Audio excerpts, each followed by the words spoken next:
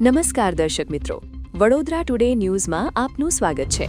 વડોદરાના પાણીગેટ પોલીસ સ્ટેશનમાં નોંધાયેલા સગીરાના અપહરણના ગુનાનો ભેદ પોલીસે ઉકેલી કાઢ્યો છે.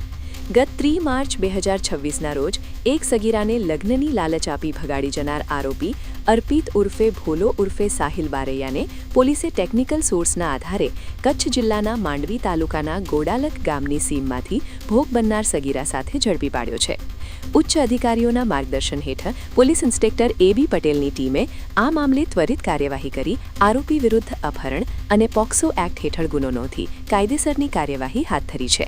પકડાયેલ 26 વર્ષીય આરોપી મૂળ ખેડા જિલ્લાના લિંબાસી ગામનો રહેવાસી હોવાનું જાણવા મળ્યું છે. આવા જ તમામ લેટેસ્ટ અપડેટ માટે જોતા રહો વડોદરા ટુડે ન્યૂઝ.